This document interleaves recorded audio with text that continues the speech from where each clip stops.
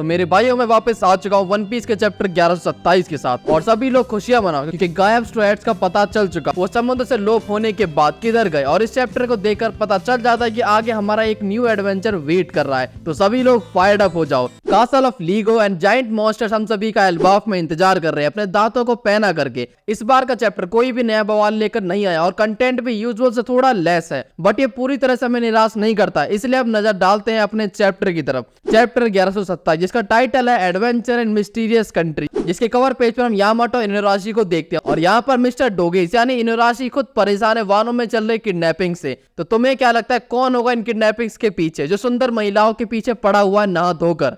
Kidnapper जब पकड़ा जाएगा तब का तब देखेंगे और तब तक हम लोग आगे बढ़ते हैं अपने चैप्टर की तरफ। चैप्टर स्टार्ट होता है कि एल्बाफ एक विलेज है जहां पर सभी घर लीगो लाइक ब्लॉक पीसेस से बने हुए हैं और वो सभी काफी अच्छे लग रहे हैं। यहाँ पर जाइंट्स त्राहिमाम चिल्ला रहे हैं क्योंकि फॉरेस्ट में आग लग चुकी है। सभी जाइंट्स को जंगल की आग के बारे में खबर मिलती, सभी उस आग को बुझाने के लिए जंगल की तरफ बढ़ते हैं ताकि यगड्रेसिल ट्री को उस आग से कोई नुकसान ना पहुंचे। ये ट्री जाइंट्स के लिए उनकी जान से भी प्यारा है। माइथोलॉजीज के अकॉर्डिंग वो उनका प्रोटेक्टर है और वो ट्री इनके कल्चर के लिए भी बहुत ज्यादा इंपॉर्टेंट है। ये लोग आगे बढ़ते इससे पहले आसमान से जाइंट बीज गिरती हैं, यानी फॉरेस्ट में सच में कुछ खतरनाक हुआ है कि इवन जानवर को भी वहां से अपनी जान बचाकर भागना पड़ रहा है। ये कोई नॉर्मल फायर नहीं है, वरना ये उड़ती हुई बीज आसमान से ऐसे नहीं गिरती। उनके साथ जरूर कुछ हुआ है और इनकी हालत देखकर लग रहा है कि इनको किसी ने तबीयत से पीला है। और तभी एक आवाज आती है और जमीन शेक होती है और जाइंट्स आपस में बात करते हैं कि जाइंट रैबिट गिर गया और इसको सुनकर कुछ जाइंट को बिलीव ही नहीं होता कि ऐसा भी हो सकता है। आगे हम बिग स्टाइन कासल को देखते हैं। ये कासल एल्बाफ में है पर सेंटर से काफी दूर। स्टाइन कासल जो खुद लीगो पीसेस से बना है और लास्ट चैप्टर हमने देखा था कि नामी अपने हैंगओवर्स इसी कासल में उठती है और उसने एल्बाफ की ट्रेडिशनल ड्रेस पहनी होती है। तो नामी के उठने के बाद उसके ऊपर जाइंट एनिमल ने अटैक कर दिया है। नामी ने जीउस के अटैक से एक जाइंट बी को हरा दिया है और लेकिन उसे कुछ भी याद नहीं कि यहाँ पर वो कैसे आई थी और उसके कपड़े किसने चेंज करे, पर जिसने भी चेंज करे वो लकी आदमी था। काश मैं होता। पर नामी के पास जीउस है तो एटलीस्ट वो यहाँ पर सेफ है, पर स्टिल उसे काफी डर लग रहा है। नामी रोते हुए बाकी क्रूमेट्स का नाम चिल्लाती है, लूफी, जोरो, सांजी कहाँ हो? और अभी तो उसाप भी चलेगा। तभी उसे उसाप की आवाज आती है जिसे सुनकर उसकी जान में जान आ जाती है कि एटलीस्ट यहाँ पर मैं अकेली तो नहीं हूँ। नामी उसकी तरफ बढ़ती है पर फ्लोर का लीगो पीस नीचे गिर जाता है और तभी उसके सामने आता है जाइंट हैजॉग और नामी का चेहरा यहाँ पे देखने लायक था। नामी फौरन उसे डर कर भागने लगती है और वो देखते कि उसाप के ऊपर एक जाइंट कैट ने अटैक कर दिया है। ये क्राउन पहनी हुई कैट उसाप को धर लेती है और नामी ये देखकर समझ जाते कि यहाँ का मामला कुछ सही नहीं चल रहा है और उसके बाद वो डिसाइड करते कि हमें इसका सामना करना होगा। नामी जीउस के थंडर बोल्ट से हैजॉग को फैला देती है। हैजॉग कैट के ऊपर जाकर गिर जाता है जिससे उसाप कैट के मुंह से बच जाता है और इससे कैट कुछ ज्यादा ही फ्यूरियस हो जाती है और ये देखकर उसाप और नामी की बस आत्मा बाहर नहीं आती, बाकी बॉडी तो रेडी थी उन्हें छोड़ने के लिए। अब दोनों यहाँ से बचकर भागने लगते हैं। नामी सोचते हैं कहीं वो हेलोसिनेट तो नहीं कर रहे हैं क्योंकि शिप में उन्होंने जो ड्रिंक पी थी उसके बारे में जाइंट ने कहा था कि इसे पीने के बाद हेलोसिनेशन हो सकते हैं।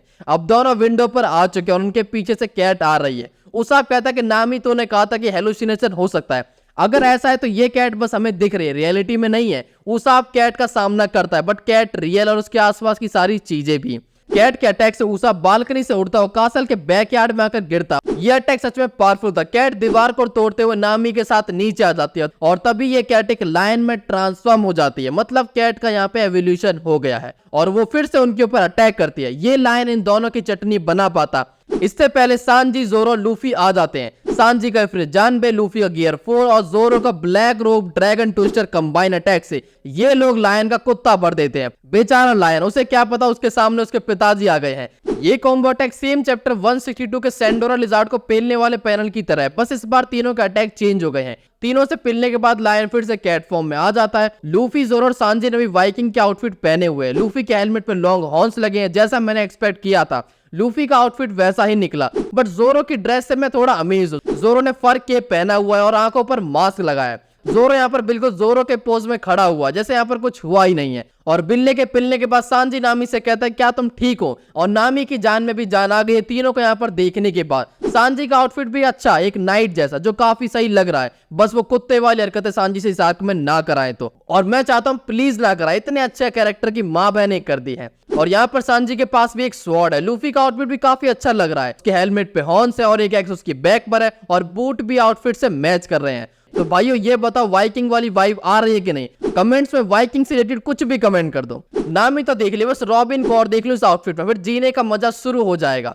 उस आउटफिट के सारे पूरा आर्क मेरा कट जाएगा, वो भी बड़े प्रेम से। तो ये पांचों मिल चुके हैं और हमें पता चलता है कि चैप्टर के स्टार्टिंग में जो जाइंट बी और रैबिट की बात हुई थी और उन्हें भी हमारे मॉन्स्टर ट्रायो ने पेला था। लूफी कहता है कि जो रोस्टेड रैबिट मैंने खाया था वो काफी डिलीशियस था और यहाँ पर उससे भी ज्यादा बड़े हैं। नामी ये सुनकर शॉक हो जाते कि मेरी और उसाब की जान पे बनाई थी और ये लोग यहाँ पर मस्त रोस्टेड मीट का मजा उठा रहे थे। जोरो कहता है कि इस सब को छोड़ो, इससे पहले हम शिप को ढूंढते कि वो कहां पर है, क्योंकि इन सभी को कुछ भी पता नहीं कि ये लोग यहाँ पर आए कैसे और उनकी शिप कहां पर है, उनकी शिप कहां पर है, बाकी क्रूमेट्स का क्या हुआ। नामी सब के बाद रोने लगते कि ये सब हो क्या रहा है और ये सब इन तीनों के लिए इतना ज्यादा नॉर्मल कैसे हो सकता है। इस चैप्टर के अंदर इन पांचों के बारे में दिखाया गया और बाकी क्रूमेट्स के साथ क्या हुआ हमें पता नहीं, वो इन्हें बाहर ढूंढ रहे हैं या फिर वो जाइंट्स के साथ एल्बाफ में आ चुके हैं और ये सब हमें नेक्स्ट चैप्टर में देखने को मिलेगा। कब बाकी क्रू से रीयूनियन होता है या फिर विलेजर से फाइट होती है जो इनकी तरफ ही बढ़ रहे हैं। अगर इन तीनों ने बी और रैबिट को पेला था तो शायद जंगल की आग भी इनकी वजह से लगी थी, पर जो भी हुआ इस चैप्टर का मेन फोकस है आउटफिट, जिसमें उसाब का आउटफिट हर बार की तरह काफी फनी है। ये वानो आर्क वाले आउटफिट से काफी मैच कर रहा है, शायद वो काफी लोगों को पसंद आया था बियर्ड और मस्टैग के साथ।